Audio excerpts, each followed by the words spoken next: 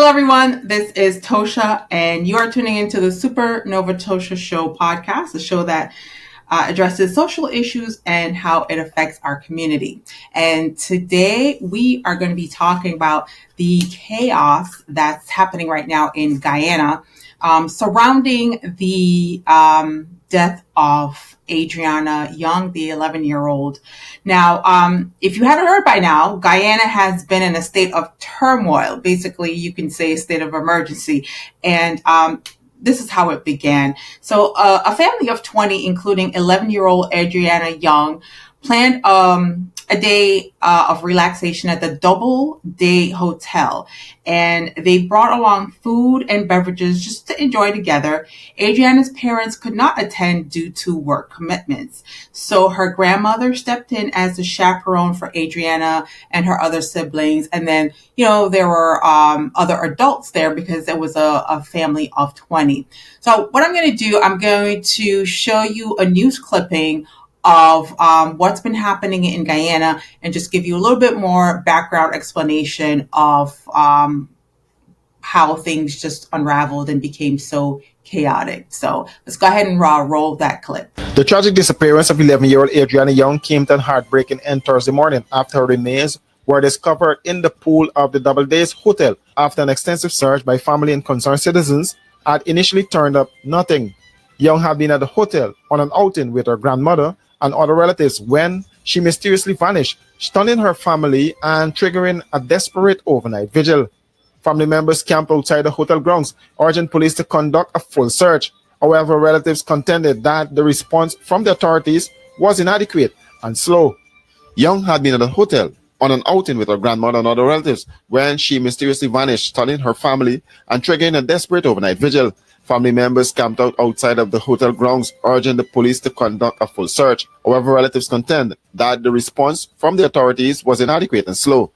In a twist that further frustrated and confused the family, police initially released a statement claiming that surveillance footage showed that the child leaving the premises in a car. That claim was later retracted, and the police claimed that certain details contained in the police's statement were inaccurate after her lifeless body was found in the pool early Thursday morning, sending shockwaves through the community.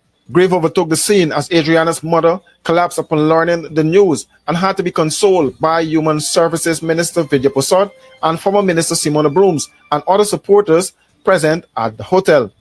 Her father, mother, and other relatives expressed disbelief and sorrow, particularly given the previous night's failed search of the same pool where her body was eventually discovered. They killed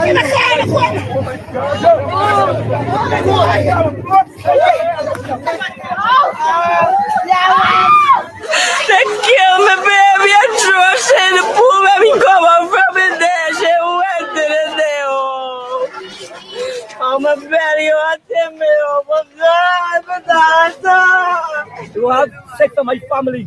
Sergeant Holden, I was standing right there watching them because the pool's right there. And nobody didn't saw about it. Here, and you check it after work. After 10. After 10. But 10. 7 minutes around 10. We have to have body appear. Just so magically appear in the pool. Dead. Community members, politicians, and residents from neighboring villages gathered in solidarity, mourning the loss and demanding answers. If everybody gets support from the whole neighborhood, we'll be out here to support the people for them child. Dive down and they not find the legal. Also suddenly the legal being pulled out. The police, as you say, you have no faith in it. None. You can't trust them. Police sold to the highest bidder, and it's only the rich people benefiting from the police. Poor people, no justice. A call came, one of the officers frantically summoning the officer that was accompanying us while we were searching.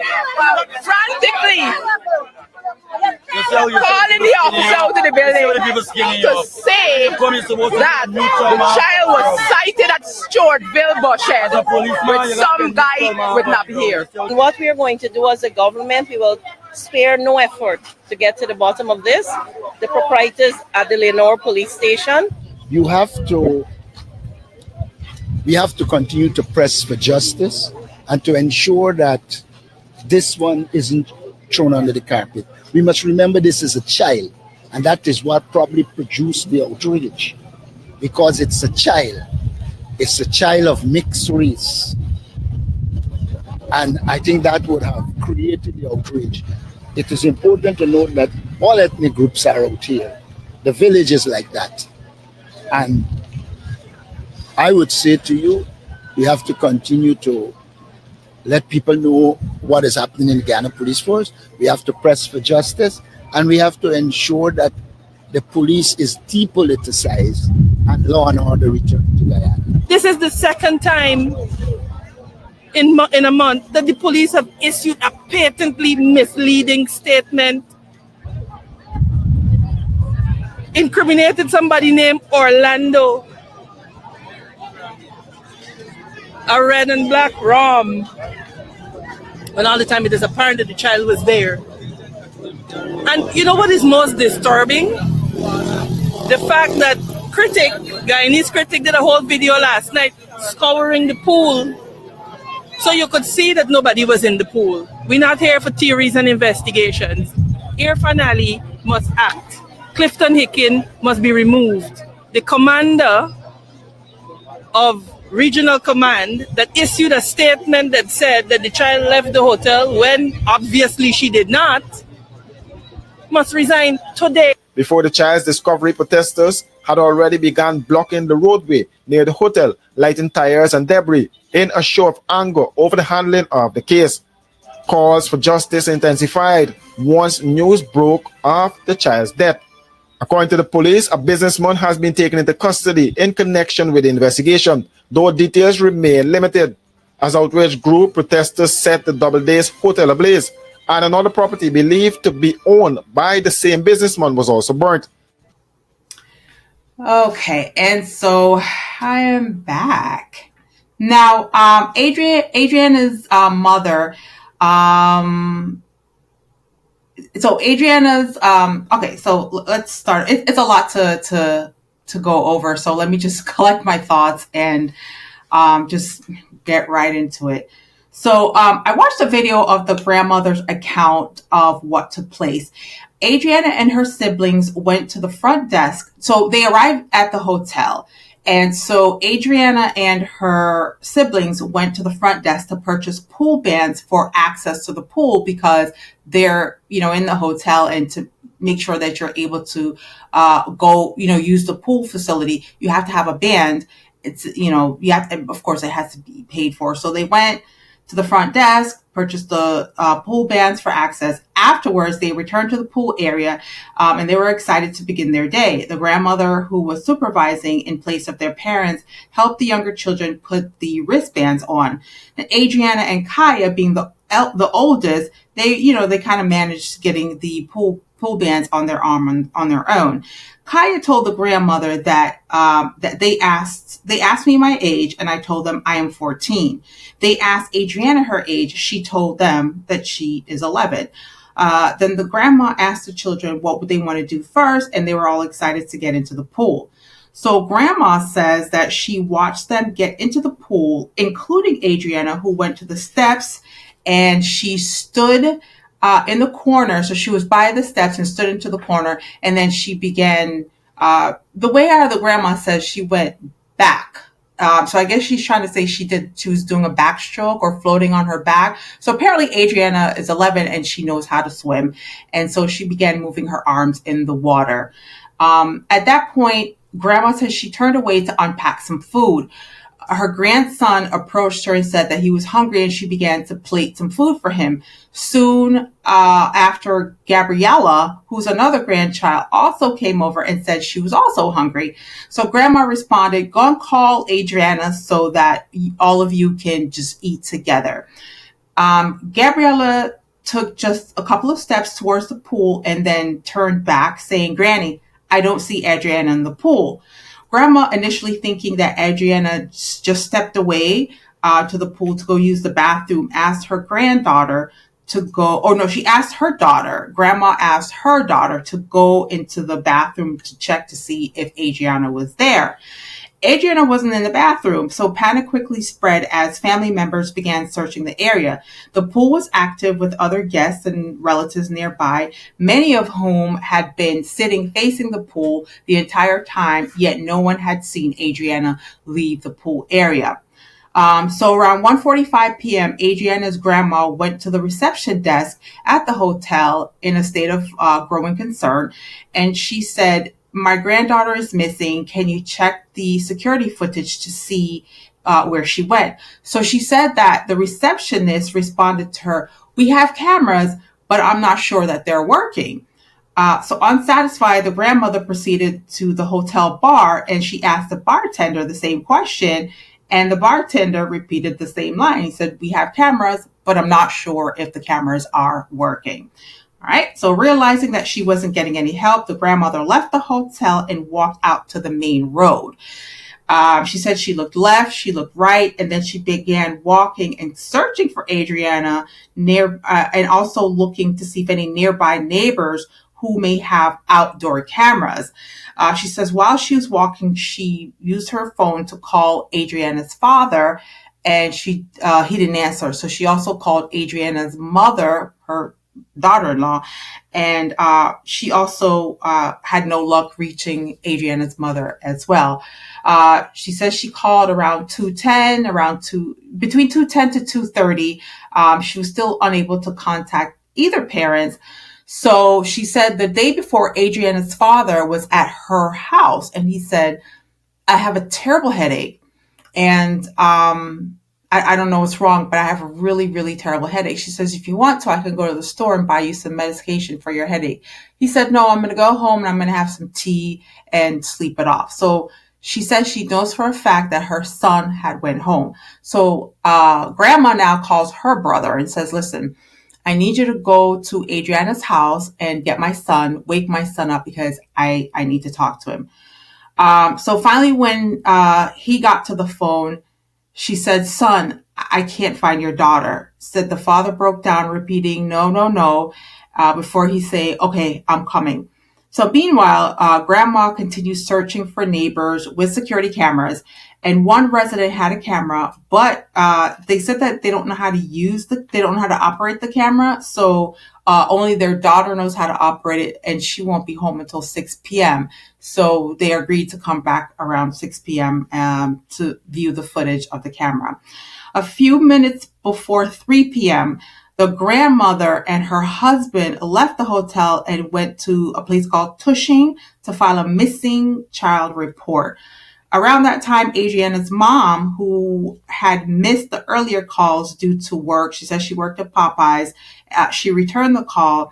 Upon hearing what happened, she left work and headed to the hotel. When she arrived,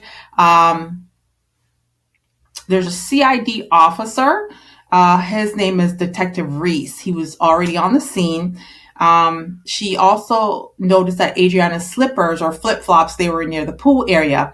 Detective Reese told her that the building had been searched, but Adrianna had not been found. Detective Reese claimed that he had surveillance footage showing Adrianna leaving in a vehicle.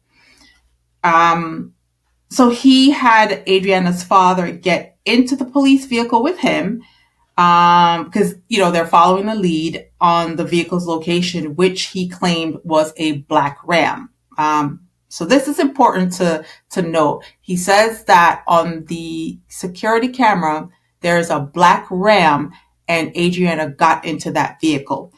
So Adrianna's mother, the grandma, and the aunt followed the police vehicle in a separate car. So during the drive, the police vehicle stopped multiple times to arrest various individuals, none of whom related to Adrianna's case. So according to the family, they're saying that while they're following the lead to this driver to the black Ram, they're just arresting people that have nothing to do with Adrianna's case, and they're just doing their job. Just like normal. So the family was then directed to different locations where the Ram vehicle was supposedly seen, but ultimately they ended up back at the station. When that's where Detective Reese repeated the same story with actually no new information, right? So the family eventually left the station and then they returned back to the hotel. Later that evening, they were finally able to review footage from the neighbor's camera. Contrary to the police narrative, there was no black Ram. In the beginning, they said it was a black Ram, and then they had the license plate of the Ram. Then they changed the story and said it was a red Ram vehicle. I don't know if it's a Dodge Ram, which that's a truck, but the family just kept mentioning Ram. So initially it was black, and they had the license plate number, but then they changed it to red. And then, they said that they captured the footage. Yeah. So, what was I going to say? Okay. So where we are now, when they got back to the hotel, they were able to view the camera from the neighbor that said that her daughter won't be home until 6 p.m. So they were able to view it. And when they view it, there was no sign of Adrianna leaving the hotel. What the footage did show was when Grandma exited the hotel and was searching up and down the street on the main road outside of the hotel, but there was no vehicles matching the police description and absolutely no Adrianna. So she never left the hotel. So around 9 p.m., they played the neighbor's camera footage for Detective Reese and also another officer. Reese then stated that they had identified the person who rented the Ram and had a photo of him. He said he was headed to the center to review footage of Adrianna there. When Adrianna's mother asked if she could come, Reese responded no. Desperate, Adrianna's mother told him, "I do not believe that Adrianna ever left the hotel." She said, "I still believe that she's here, and can we shut down the hotel and conduct a full search, including draining the pool?" She said, Detective Reese responded, "Do you want me to lose my job?" So he left the hotel, and according to the family, they just never heard from him. He never followed up, nothing, right? So they're still there. The family reports that at one point during the ordeal, a man named Mr. Mandel, identified as the commander, told them only 2 people would be allowed to search the hotel. Adrianna's aunt objected, pointing out the hotel was quite large. I think the hotel has maybe 100 rooms or just a little over 100 rooms. Then Mr. Mandel relented slightly, increasing the number of searchers to 5, but insisted that he had surveillance footage showing Adrianna had left the premises. He kept insisting to the family, "Look, on my phone, I have footage that she's left. She's left the hotel. She has no shoes. She's barefooted, and she has wet clothes."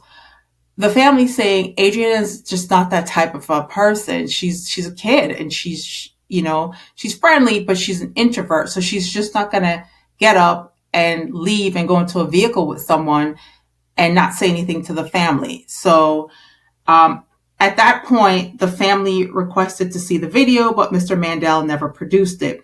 He claimed that he had the footage on his phone, and that footage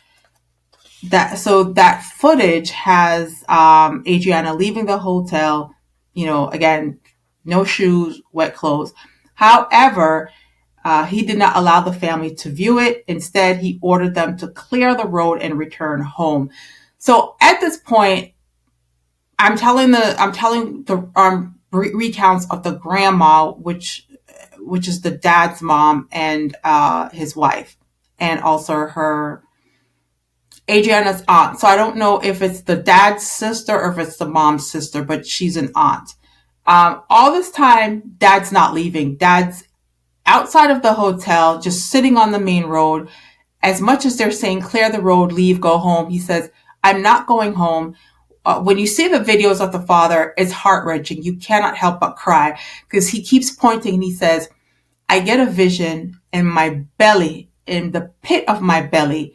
I know my daughter is here. My belly's telling me that she's here. She has not left this hotel and she's here and I am not leaving. So while the only time he really left the hotel was to drive with with this detective Reese to follow this lead that they have. Now, although the parents left, there were other family members that were there. They wouldn't leave the hotel. Again, there's 20 of them they roll deep. There's 20 of them. And then there were other friends of theirs. And they don't believe the story. No one believes. So although the parents left, there were friends and family still left at the hotel refusing to leave. So that's why the detective is saying, you need to clear the road. You guys need to go home, but they're not leaving. So between 11 p.m. and midnight, a different officer, Detective Harris, spoke with the family and contradicted Mr. Mandel's claims.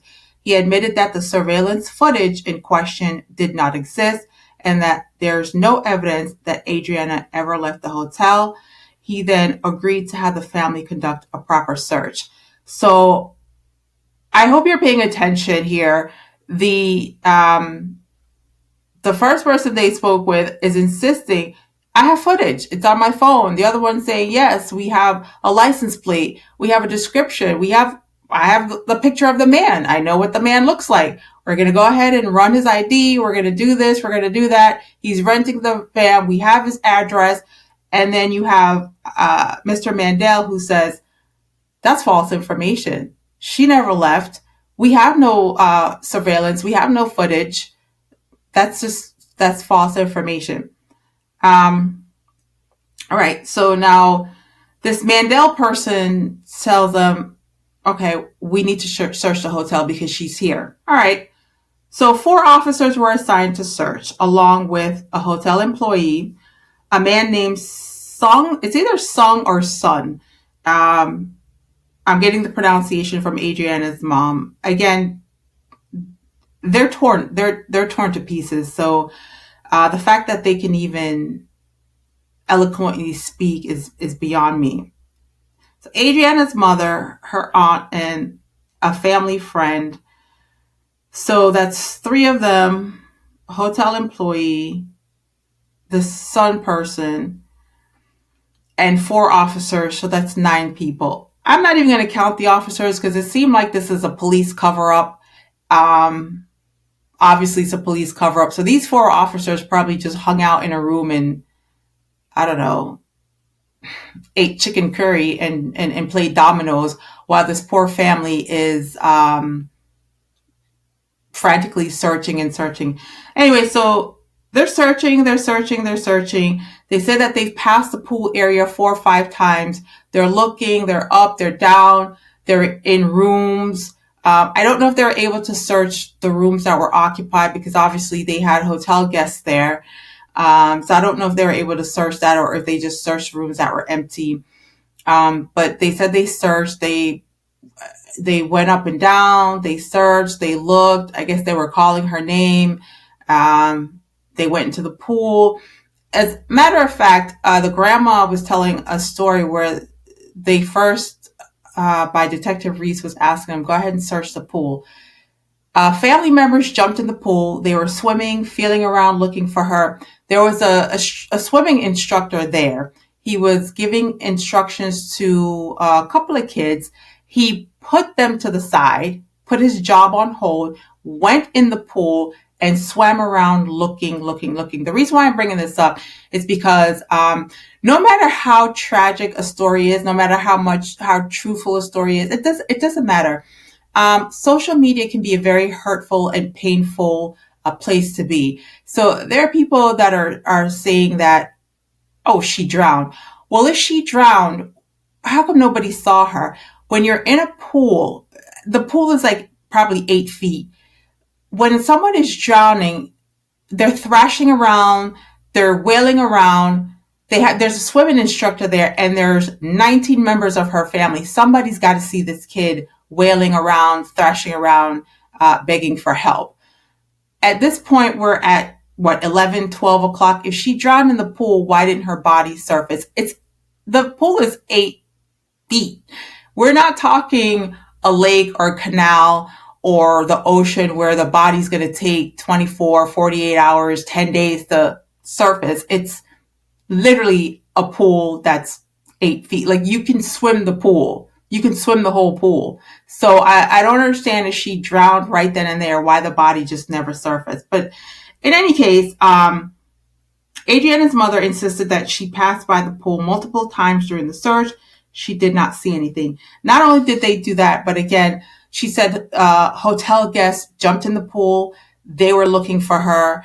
The family members went in the pool. They were searching for her. And then the swim instructor, he also put the lessons that he was giving, he put them on hold. And then he also went into the pool and looked for Adrianna. Nobody found Adrianna. She was not in the pool. So, all right. So Adrianna's mom says about 4 a.m. she left. She went home to take a shower. And so she returned to the hotel by 6 a.m. You want to know where the dad was? The dad was there. He's at the hotel. He's not leaving. No matter how much they're telling him, you need to leave, you need to clear the road, he says, I'm not leaving. My daughter is here and I am not leaving. So although mom goes home, mom goes to take a shower. I don't know how she was able to keep it to either, but she goes home and she returns to the hotel. She says around 6 a.m., they continue searching. So of course they're searching the pool again. They're searching behind the steps of the pool. They're searching. They're going through the hotel. They're searching. They're searching. They're searching. They're searching. This is 6 a.m. the next day. Later that morning, a man named Mr. Allen approached Adrianna's mother, claiming that he had received a call that he received a call that Adrianna's mother, that her father was at a location called Troyville. She doesn't say what Troyville is. I'm the one that's assuming that it may be a hospital or something where he needed like some kind of emergency care or something like that. Because then she says, she was trying to hustle. I guess she's trying to hurry up to do what she's doing so she can get to her father. So suspecting that this was a tactic to lure them away from the hotel, her brother urged her not to leave. He says to her, this is a lie. Do not leave. You're not going anywhere. So not long after that, they said that they heard someone yelling. It was a woman yelling, look, the boy is switching the trolley. The family observed a hotel worker switching out trolleys. So apparently there were some trolleys. So one lady recounts that she saw a trolley and one of them had alcohol in it, right? And then there's another trolley that had a white sheet. And then something was going on, not with the alcohol trolley, but with the other trolley. They were switching it with another trolley. So the family believes that trolley may have been an attempt to hide Adrianna's body and bring it from whatever room, storage, wherever it was. So then at approximately between 9:30, 10 o'clock in the morning, Adrianna's body suddenly appears in the pool. And then there was a white sheet that was floating nearby. So despite the fact that the pool had been searched multiple times overnight, there's also an aerial photo. So I guess they took a drone and there's an aerial photo of the swimming pool. And the swimming pool with the aerial photo, it's completely, there's nothing in there. There's nothing in the pool. There's no sheet. There's no body. There's nothing. You can clearly see. So the family members that were on the hotel premises, they're searching, and then all of a sudden they hear someone screaming, is that the girl? Is that the girl? Is that the girl? So there's friends and family out in the street, and I'm telling you, it was like 50 of them just jumped the hotel wall. And when they jump the hotel wall and they go into the hotel, you see Adrianna's body in the pool. And everyone is screaming and freaking out. She's already dead. You can tell she's already dead. And then so dad jumps in the pool, grabs his baby, and puts her to lay down. So an autopsy was conducted by 3 separate forensic pathologists flown in from New York, Delaware, and Trinidad. So all 3 concluded that the cause of death was drowning. However, the family raised concerns about the findings. When Adrianna's body was recovered, something was visibly protruding from her nose, possibly cotton or another material. Some have speculated that it may be related to the drowning or post-mortem handling. More troubling, Adrianna's body showed signs of injury, what appears to be chemical burns on her knees, her arms, and her face. People in Guyana believe that Adrianna was lured, kidnapped, tortured, and ultimately sacrificed as part of a ritual. They point to rumors surrounding the hotel owner and his family, who are reportedly involved in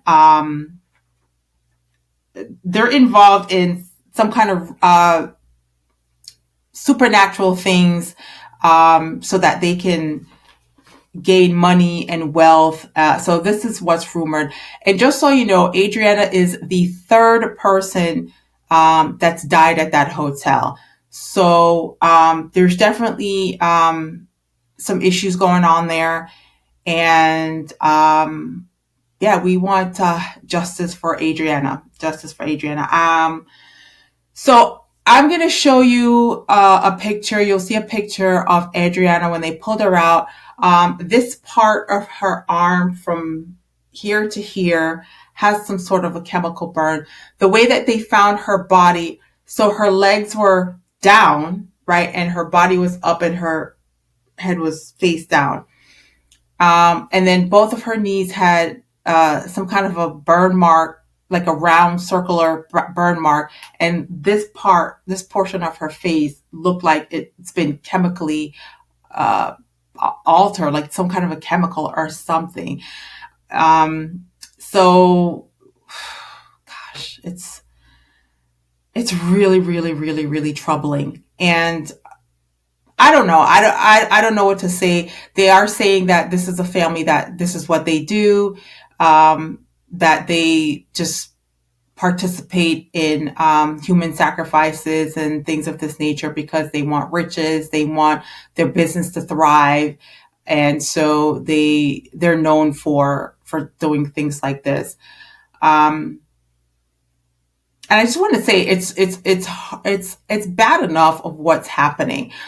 Another thing, there is this guy, Leroy Smith. I don't know who he is, if he is a detective, if he works with the police, but clearly he has, I'm going to post that picture as well. He has on jeans, and if you look at his jeans, his jeans are wet from the knee down to the ankle, and his shoes are wet. And this, chemical burn that she has on her skin on 2 of his fingers, it appears that he has that as well. So his clothes need to be taken for evidence. His shoes need to be taken for evidence. Like his shoes and his jeans were sopping wet with water. As a matter of fact, someone even pointed out that by the pool there were shoe prints, and there were wet shoe prints. And I'm thinking, what is happening? So the people of the citizens of Guyana are being called barbaric. I don't want to use this term because I don't know what it means. I think I know what it means. Scrapers, scrapeheads, and I believe scrapers or scrapeheads. It might be a derogatory term for what we would call a bum. I don't know, someone that's low achieving. So they're saying that the people who are burning and looting, it's not for justice, that they're doing it because they're scrapers and that's what they do. They're scrapeheads and that's what they do. I don't know if anyone's Guyanese or affiliated with that culture could explain what a scraper or scrapehead is. But now there's, you have people speculating, oh, it's because she's, from a mixed race. She's a child. She's a baby. All I see are parents grieving for a child and a family that's in turmoil. And I felt what Dad said. Dad said, you know what? If she had went to the pool and just tragically drowned, I could even accept it. But someone lured my child and they did something to her, and now she's gone. So we need to find the truth. We need to find justice. And this whole story that was concocted, and with the ram, first it was black, then it was red, and they lured the family away and had them driving around, and this. And by the way, the hotel was set on fire, but it was not from the family. It was the hotel staff, whatever room they had Adrianna in. They set the room on fire because they wanted to get rid of the evidence. So it wasn't the family who started the fire. It was the hotel staff. The hotel owner, his private residence was set on fire. I don't know who did that. I don't know if they were angry and because the hotel went up in flames, they decided to, go to the owner's home, pay him a visit. I don't know if it was him. I don't know if it's a hotel owner, but the original fire set to the hotel was done by the hotel staff. So I'm hoping and praying that insurance does not pay out, that it's arson by the hotel staff. And so the hotel owner's son was there. So who knows if it's him. So hopefully that their insurance gets denied and that they're charged with a crime as well. And while you're holding them, you do a thorough investigation of this Leroy Smith. Was it Leroy Smith? And I am on his neck. Leroy Smith, I have pictures of him and every Guyanese vlogger, everyone who posts a story, I'm posting his picture.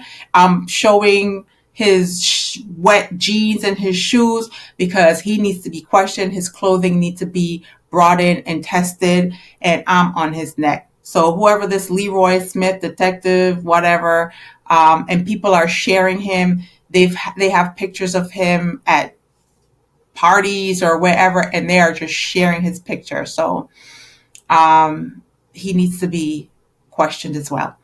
So there you have it.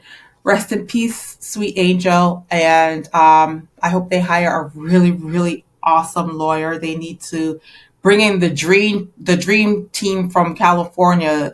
I know Johnny Cochran is no longer alive, but he still has his law firm and the dream team. And they need to just come in and they need to start a GoFundMe. And we need to just donate money and just put the entire police force that covered this up, whoever's involved, Leroy Smith, the hotelier, his family, just everybody, and just sue the entire city for slander because they're saying that it's these villagers. They call themselves villagers because the mom said, us, we're villagers. So I'm guessing they're not from the upper epsilon of society. And now they're making it a racist, classist issue, and it's not. It is a little girl was taken from her family, and justice needs to be served.